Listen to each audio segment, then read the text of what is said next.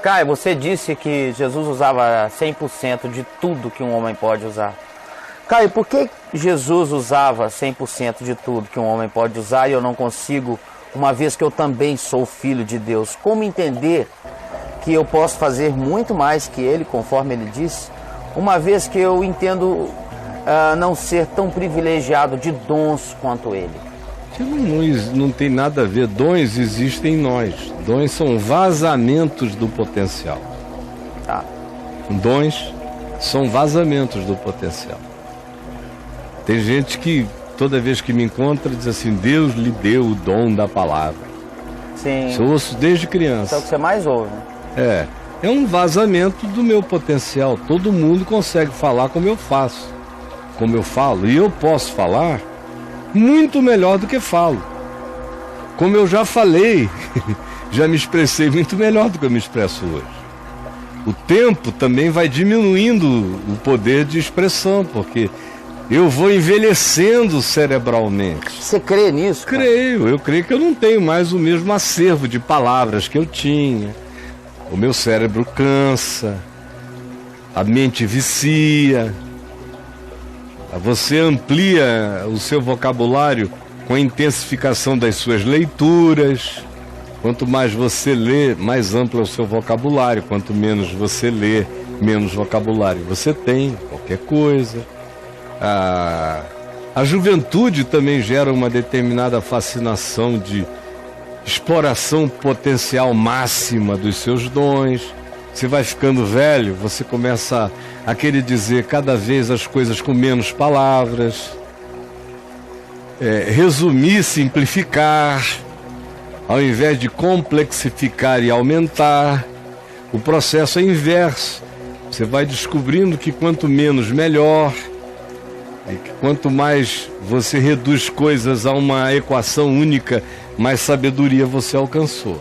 Mas isso não tem nada a ver com a pergunta original que você fez aí. A pergunta original, eu acho que decorre do que eu falei aqui no início do nosso programa hoje. Quando eu disse que Jesus, as pessoas ficam aturdidas com os feitos de Jesus, como se aquilo ali fossem os feitos que provam a divindade de Jesus. Tolice.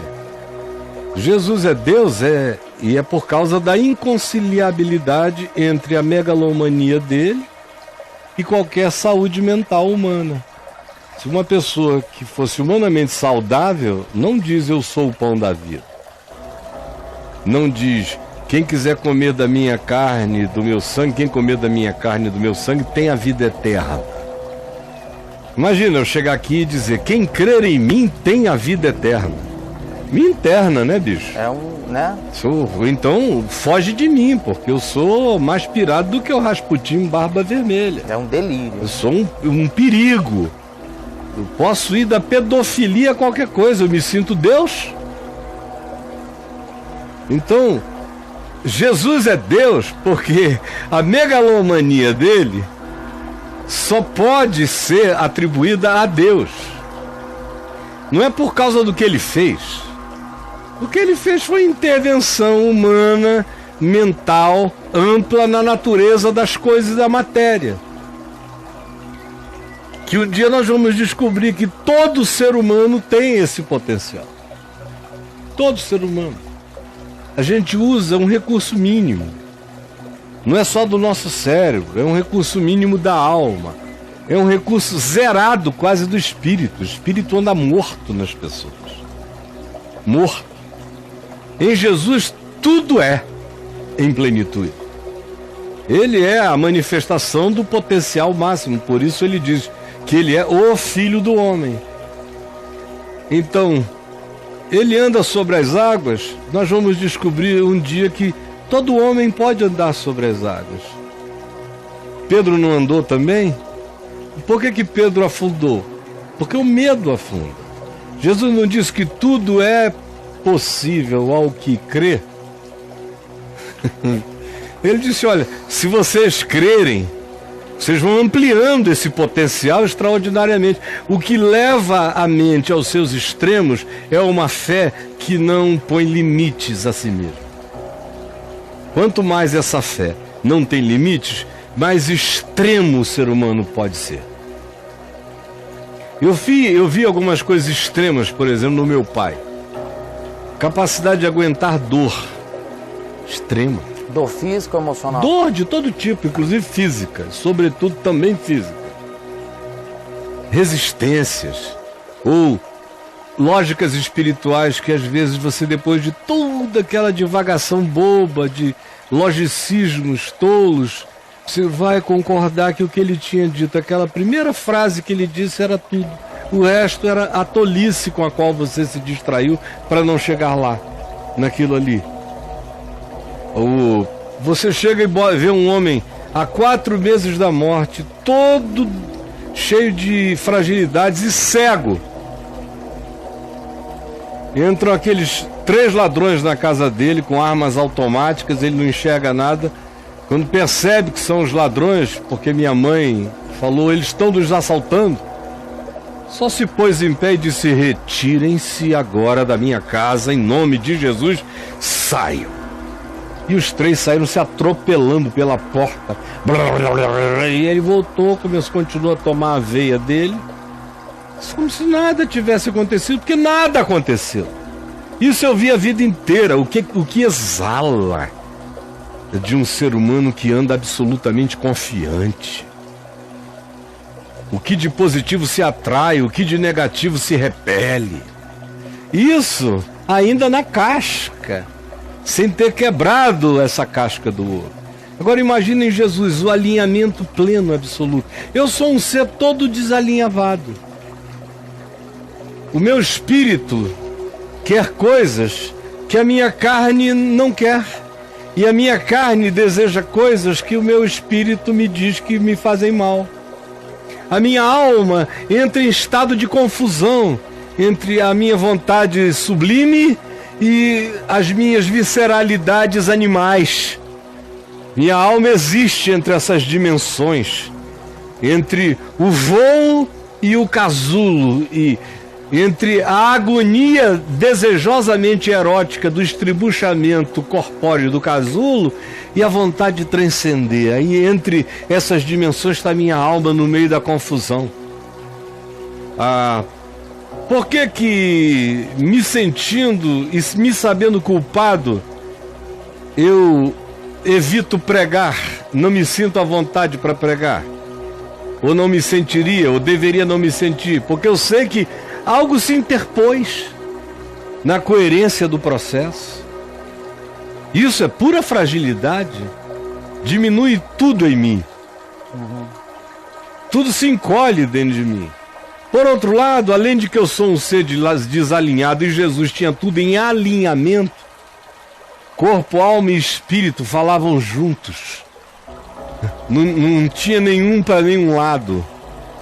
Quando o corpo e a alma, em estado de angústia sobrevivente, se angustiam quando os gregos convidam-no para mudar para a Grécia, para ter vida longa e muito sucesso, e fugir da ameaça de morte. João capítulo 12, deu aquele repuxo de alma, de sobrevivência orgânica. E aí o que ele faz? Ele chama tudo para debaixo do alinhamento. Por que está angustiada a minha alma? Se eu nasci exatamente para este fim, para esta hora. Aí bota tudo debaixo da linha. De novo e vai. Eu já teria chamado minha mulher para conversar. Vamos dar uma olhadinha. O que você acha? Vamos fazer uma inspeção? Não sei. Meu Deus, eu sou a própria dissimulação. Eu sou a sombra. Eu não sou a coisa real, concreta. Eu sou a fantasmagoria. Eu sou a assombração do que deveria ser. Eu sou só aquele ser atravessável que não ganhou a concreção do que é. Todos nós somos apenas isso. Então, em Jesus, ele multiplica comida. Entrou no coração da matéria, com a mente dele. Mexeu em tudo. Andar sobre as águas, como Pedro andou. Porque para ele a água estava ali para ser objeto dessa travessia e não era a lógica fenomenológica da densidade da água que iria parar o processo. Ele sabia que nele mesmo ele carregava algo que era maior do que a relação do corpo, do tempo, espaço e a gravidade. Simplesmente foi. É a mente que leva. A cura do cego, por exemplo. Todas as curas.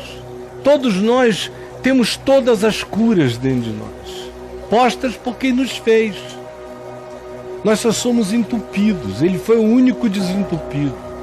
Ele foi o único absolutamente humano. Totalmente humano. Sublime e maximamente humano. O Filho do Homem. Ele era tudo que o homem pode ser. E ele manifestou tudo que Deus é para o homem conhecer.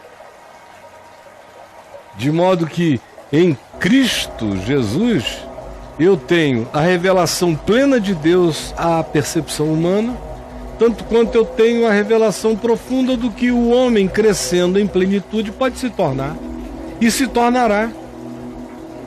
O homem em Cristo se tornará o que Jesus é, e mais do que o que Jesus na história manifestou ser.